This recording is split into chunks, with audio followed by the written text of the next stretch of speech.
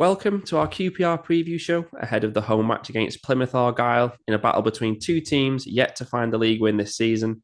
But despite sitting on just 1 point, you have to think QPR come into this match in a much better place after coming back from 2-0 down to draw 2-2 away at Sheffield United last weekend. And that's where we'll start. And the big question, Dave, is where did that second half come from? Because you'd be lying if you said you saw that coming, surely. Yeah, definitely didn't see it coming. We were talking after I was at the game and we was all talking at half time about what point we were going to leave to go back to the pub.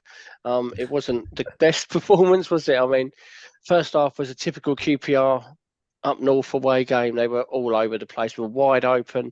Could have been 4 down, to be perfectly honest. Callum O'Hare was ripping us to pieces, and it just thought they'll just continue second half, but it was so much better. It was much more like a Marty Cifuentes team second half. They were a lot more aggressive in the tackle and push forward in numbers and fully deserved a point in the end.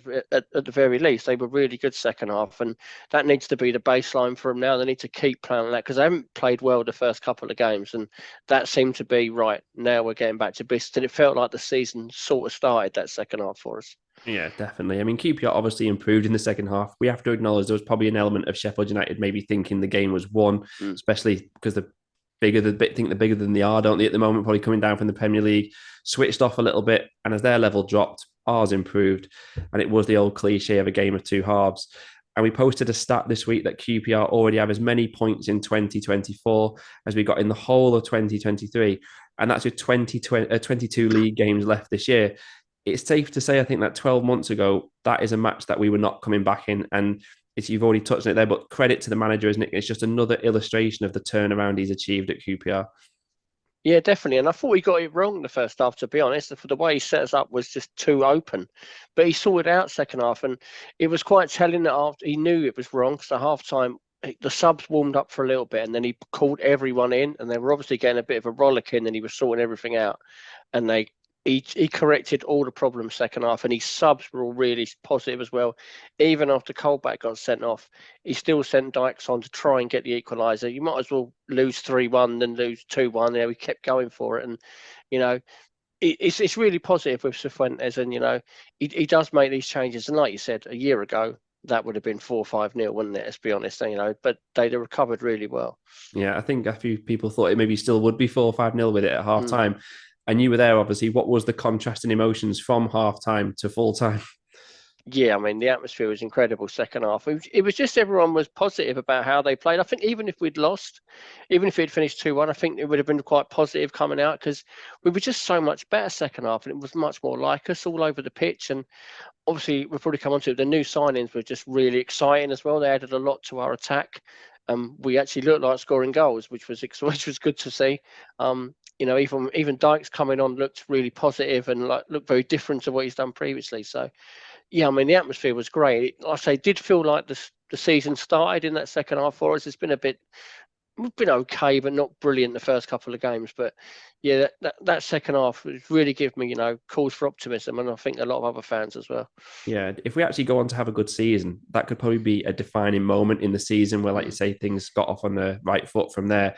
And I know it is early in the season, but I suspect that Dykes equaliser will rank high in the moments of the season by the time we Mm. get to the end of the season. And it's left the whole club in a much better place. It wasn't beyond the realms of possibility that we would lose the opening two games. It was a tough start. So to get a point in the manner that we did away from home, we take the positivity and move on to Plymouth. Now, against Plymouth in the head to head, QPR, as usual, don't have the best record. One win in the last 14 games against Plymouth. Last season's matches both ended in draws. They've started the season exactly the same as QPR, with 1 point from six in the league, with a League Cup win sandwiched in between. In Plymouth's case, it was a 3-0 win over League Two Cheltenham. And when it comes to Plymouth, we have to touch on the appointment of Wayne Rooney. I'm not sure many other clubs would have gone down that route after what happened to Birmingham last season. He must interview well, surely.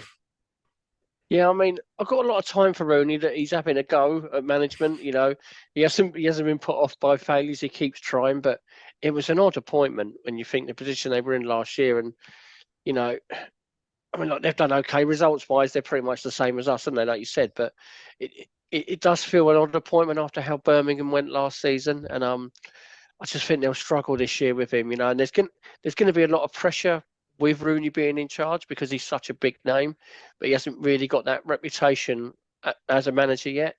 So you just think there'll be more pressure than Plymouth would normally have with matches. There'll be a lot more eyes on them from the TV and that. I just don't think it's helpful. I'll be surprised if he's still there come the end of the season, to be honest. Yeah, I agree. I mean, to date in his managerial career, the stats are pretty, I mean, very poor, to be honest. Every club he's managed, that you can see on the screen now, the stats. There seems to be an illusion that he did well at Derby, but they went down with him in charge. And I think just his overall demeanour, for me, if I was a player, I just don't think he'd have the respect of the players. There's just something about him on the touchline. Maybe he'll go on to prove people wrong, but is survival the main aim for Plymouth this season? I think so, and I think that would be the case with or without Rooney. To be honest, they only last year was their first year back up after a long time, and they did well to stay up. It was close for them in the end, but I thought they deserved to stay up last year. And they've still got some good players. They've got some quality in that squad. I've always liked Whitaker, who plays from out wide. He's got a lot of goals in him. I think for them, their aim would be just don't get relegated, and they've got a chance at that. The league is very open this year. I don't think they're like the worst team in the league and we're going to really struggle. I think they will win games and, they'll cause teams problems. But if they stay up this year, it's been a successful season for them. Yeah, I agree on Whitaker. I think a lot of their hopes depend on whether he can get anywhere near his 20 goals from last season. And it's almost a bit like QPR. A lot of their signings are names nobody will have ever heard of from abroad. So it's a question of whether they sink or swim. Let's turn our attentions back to QPR. And I want to start with the real positive from the Sheffield United match, which is what's had everybody buzzing this week. And that was the performance of the new boys, Dembele and Saito.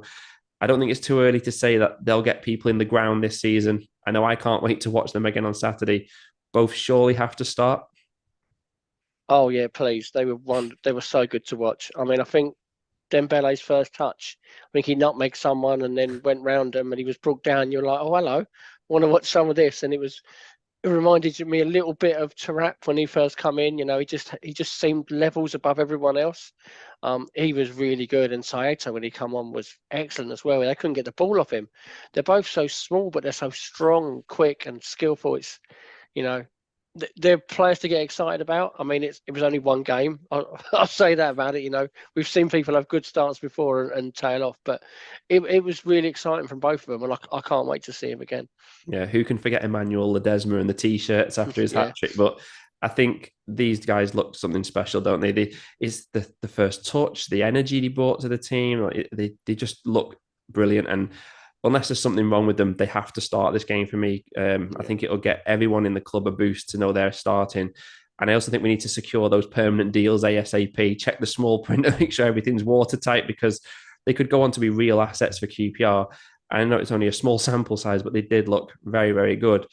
We should mention Lucas Anderson too. Injured his groin. It looked like taking a corner. Looked like a bad injury given his past record, didn't it?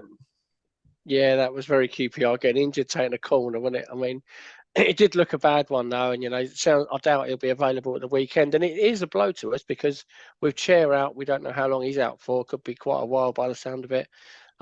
We are lacking in that area. I know they're looking at bringing new players in, but I doubt they'll be ready for the weekend. So yeah, it is a concern if he's going to be out for a while. Yeah, it's not ideal timing with Chair out, and with Ilias Chair, there's nothing official, is there? But it could be anywhere between 1 to 3 months, depending what you read. But at least we have some options in his absence, should I say? And we have to think Chair, Dembele, Saito in the same team definitely gives us something to look forward to the months ahead. Next topic is Jack Colback, and it's easy to say with hindsight that it was a mistake not starting Colback last week. But then he comes on, plays really well, but then gets sent off. I mean, stupidly, we have to say 2 bookings for dissent. So now he's suspended when he's supposed to be our, culture guardian. But so often he behaves like a toddler. He remains an odd character, doesn't he? Yeah, that second half just summed up his old time at QPR. He was really good. He changed the game when he come on. He was really good. He got us back up the pitch. He was winning the ball back. He protected the defence. And then he gets sent off for mouthing off twice in a minute. You just think, what are you doing? We were on top at the time. Everyone gets frustrated with referees and that, but he's not like a 20-year-old. He's an experienced player. He should know when to keep his mouth shut. And they've said this year that only the captains can talk to the referee. So to keep on at him and Yeah, that's the second booking was ridiculous. I mean, at the time, at the game, no one really knew what he'd done, but I was obviously seeing it on TV. It's like, what was he thinking? And he's just really poor. He's got to try and cut that out of his game because he's a good player when he's fit and available. But now we're going to be missing him again when we need him. Yeah, absolutely. If he could just play as he can and cut out the nonsense, get on with his football, he's such an asset to us. Maybe we should have made him captain so that he could moan at the referee a bit more. Yeah. The midfield overall, though, has been a hot topic again this week at QPR. The week started with Isaac's Hayden name cropping up all over the place. People saying we need to sign him. Appears since then that we're going for Nicholas Madsen, 24-year-old Danish midfielder, linked with a move from the Belgian Pro League. Nothing confirmed as we record, but I think we'd now all be surprised if he doesn't sign. So it looks like we're almost certain to add to that central midfield area. Are you surprised we're still signing people in that position? I'm a little bit wary about how much we're spending. It does. I mean, who knows if these fees are true or not? But we seem to be spending quite a lot, and we've just come off a season where we couldn't spend anything, and we almost got relegated because of it, because we had a bit of a spend up 2-3 years ago, and it does feel like we've just come out of that cycle and we've gone for it again. And I mean, if the aim is to get in the playoffs and get promoted, then yeah, I get it. I'm not sure if that is where we are this season. It seems a bit odd, but it's difficult. It's hard to know with transfer fees these days, with whether they're spread across a whole contract. So maybe it's not as much as it sounds like. But they did need additions in midfield. I thought Varane's looked okay so far, but I thought he had a poor first half against Sheffield United and probably needs a bit of time to bed in. That's why I was kind of hoping Hayden would come back, but it looks like that probably won't happen now. But yeah, that midfield does look like it needs strengthening, to be honest. Yet they haven't quite got it right yet in there. Yeah. Do I think we can go up a level in midfield? Yes. But am I surprised we're adding another player in there? Also, yes, really, because it's already 4 players into 2. So adding another one is massive competition for places, unless maybe Elijah Ditson-Bonner goes out on loan. Because obviously we don't know how long his new deal he signed was. If it's only a 1-year deal, it's unlikely he's going to go out on loan. But if he signed for 2 or 3 years, a loan would make perfect sense if he's going to drop to 5th choice. Maybe with Colback suspended for the Plymouth match, do you think it's going to be Ditson-Bonner's last chance saloon to stake a claim for a place? Or is Varane going to play? I mean, he's still adjusting to life in the Championship. Who do you think partners field this week? Yeah, I think he'll probably go with Varane again. It was a struggle because Sheffield United are strong in midfield as well, so he was up against some good players, and it was just a really poor half for him. You can't completely write him off. I think he'll probably get another start in this one and just see how he goes. But I doubt he'll finish the whole game. So I think Ditson-Bonner will probably be involved again. This is where that Colback sending off is so frustrating because it doesn't really give you many options in there.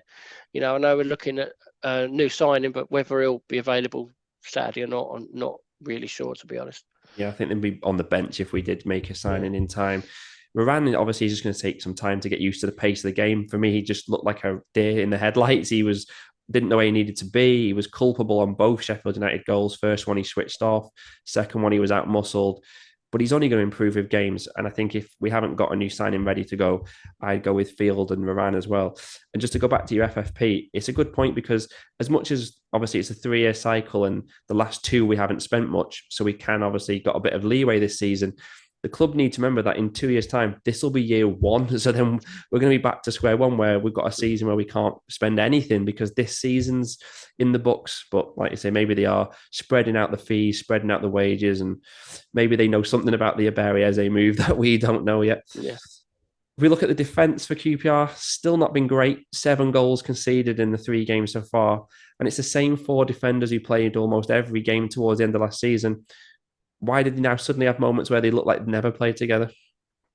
Yeah, I thought we spoke about it last week. And first half, it was worrying again. They didn't look right at all. Dunn was poor again. I thought so was Powell. But I thought second half they did look a lot better, and especially during, I think it was about 8 minutes injury time after we got level. They defended really well. There was a lot of blocks, goal line clearances. They seemed to come together again. So maybe that second half has kind of brought them 4 together again. I thought Dunn and Powell were both a hell of a lot better second half, and I think they can grow from that. I wouldn't expect many changes in the back 4 from where it is at the minute. But they do need to replicate the second half of Sheffield United, same as the whole team, rather than the first few games, because they had looked a bit dodgy before that. Yeah, they did massively improve second half. And I think we just need to start the game better because if you concede early, obviously everyone's, oh no, what's happening? It's never easy to respond to. Just need to keep improving from there. I guess Steve Cook may be a doubt. He took a hefty whack and seemed to struggle through the rest of the game. If he misses out, obviously it'll be Liam Morrison who does come in. The remaining question mark is up front because he got 3-1. Michael Frey, he did well when he got the nod last week. Dykes obviously came on and got his goal. Salah looked brighter on his cameo. Who would you pick up front this week? I'd probably start with Frey again. I thought he did quite well. He was, his closing down and his pressing was really good. But then you've got the option of the other two off the bench coming on second half. I think when Plymouth will be getting when the game opens up a little bit and the players get a little bit more tired, you can bring Dykes and Salah on. So I'd probably go and I'd probably start with Frey again. But any of them really, I mean, they're all decent forwards. That finish from Dykes last week, we've given him a lot of stick over the years, but that was a brilliant finish from him. First time he really picked his spot out, and I'd like to see a lot more of that from him. Yeah, it's actually probably one of his best finishes in his whole time at QPR, because he sometimes is better when he doesn't have time to think and just has to hit it.